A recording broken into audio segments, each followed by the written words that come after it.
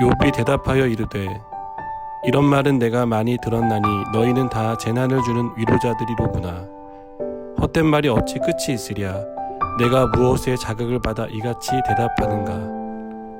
나도 너희처럼 말할 수 있나니 가령 너희 마음이 내 마음자리에 있다 하자. 나도 그럴듯한 말로 너희를 치며 너희를 향하여 머리를 흔들 수 있느니라.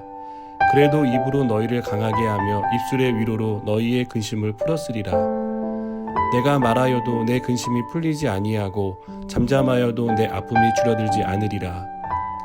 이제 주께서 나를 피로하게 하시고 나의 온 집안을 패망하게 하셨나이다. 주께서 나를 시들게 하셨으니 이는 나를 향하여 증거를 삼으심이라. 나의 파리한 모습이 일어나서 대면하여 내 앞에서 증언하리이다. 그는 진노하사 나를 찢고 적대시하시며 나를 향하여 이를 갈고 원수가 되어 날카로운 눈초리로 나를 보시고 무리들은 나를 향하여 입을 크게 벌리며 나를 모욕하여 뺨을 치며 함께 모여 나를 대적하는구나. 하나님이 나를 악인에게 넘기시며 행악자의 손에 던지셨구나.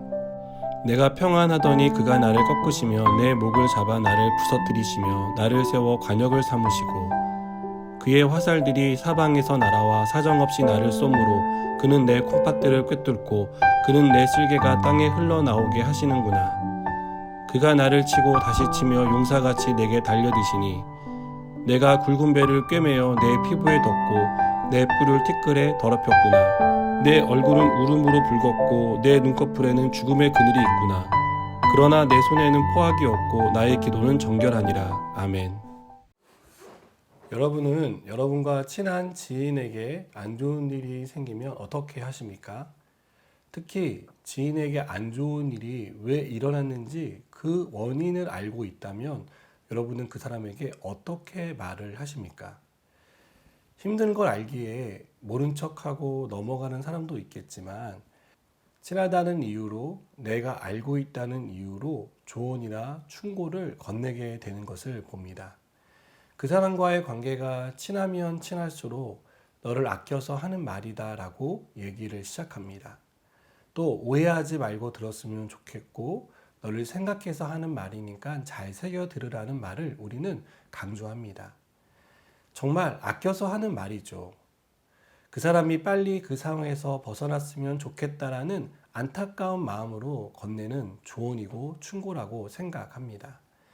그런데 우리가 해주는 그 진심 어린 충고를 듣지 않고 자꾸 그런 게 아니다라고 상대가 부정을 한다면 여러분은 어떨 것 같습니까? 아마 말귀를 못 알아듣는다고 생각할 수도 있을 것입니다. 아직 고난을 덜 당해서 내 말이 잘 안 들린다라고 생각할 수도 있을 것입니다. 그 사람이 충고를 받아들이지 않는 것을 보면서 안타깝고 불쌍하다고 생각하면서 저러니까 고난에서 벗어나지 못하고 항상 저렇게 살 수밖에 없다는 생각을 하게 될 것입니다. 욥을 향한 욥의 친구들의 태도가 이랬습니다. 여러분, 고난당하는 사람에게 이렇게 하는 것은요, 누구나 할 수 있습니다. 다른 사람의 잘못을 지적하고 조언과 충고를 하는 일은 웬만한 사람들은 다 하는 일이라는 것입니다. 그러나 그 사람이 처한 상황을 이해해주고 지금 마음이 어떠한지를 헤아려 주는 사람은 별로 없습니다. 또 내가 어떤 위로를 건넨다 해도 그 사람에게는 어떤 위로도 되지 않을 것이다 라고 생각하고 조심스럽게 말하는 사람도 많지 않습니다. 우리는 오늘 본문에서 왜 욥은 친구들의 말에 대해서 계속 반박하고 있는가를 생각해 보아야 합니다. 왜 욥은 말귀를 전혀 못 알아듣는 사람처럼 말하고 있는지 그 이유를 함께 살펴보겠습니다.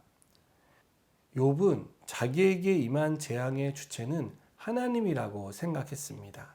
이것은 7절 이하에서 욥이 자기가 당한 고난을 설명하면서 그 주체를 여호와 그 하나님이라는 단어를 쓰면서 설명하는 것을 통해 볼 수 있습니다.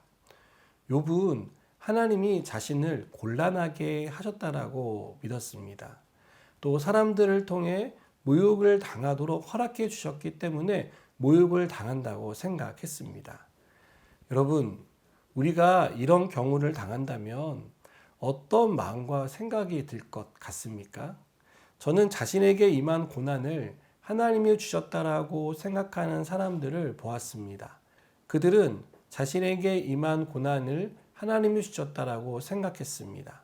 그래서 하나님께 섭섭하다고 말하는 사람을 보았습니다.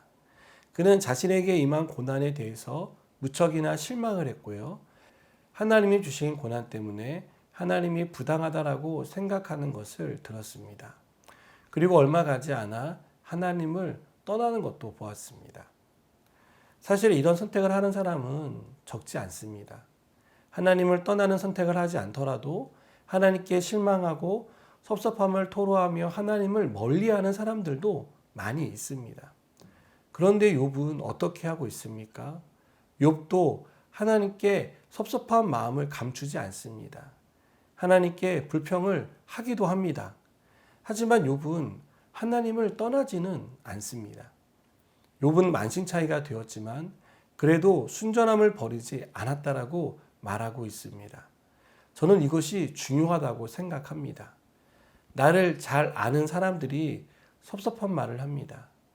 나를 생각해서 해주는 말이라는 것을 나도 알고 있지만 그래도 그 말로 인해서 상처를 받는 것도 사실입니다. 게다가 고난에서 구해달라고 기도했는데 하나님이 묵묵부답하시면 우리는 하나님께 실망하고 떠나는 선택을 할 수밖에 없다고 생각합니다. 사랑하는 여러분, 욥은 이런 마음이 우리 가운데 찾아올 때, 이 생각이 계속해서 우리를 괴롭게 할 때 우리에게 그래도 하나님 앞으로 나올 것을 말하고 있습니다. 하나님에게서 답을 찾아야 한다라고 말하고 있습니다. 저는 우리가 어떠한 상황에서도 최악의 상황이 거듭된다 할지라도 그래서 고통이 계속해서 우리를 괴롭히고 힘들게 만든다고 하더라도 우리는 하나님 앞에 나오는 선택을 하는 사람들이 되었으면 좋겠습니다. 그것은 하나님만이 우리의 답이 되시기 때문입니다. 함께 기도하시겠습니다. 하나님, 우리가 어떠한 상황에서도 하나님께 나아오는 사람이 되길 원합니다. 우리의 선택은 언제나 우리의 답이 되시는 하나님을 찾는 것이 되게 하여 주시옵소서. 예수님의 이름으로 기도드립니다. 아멘.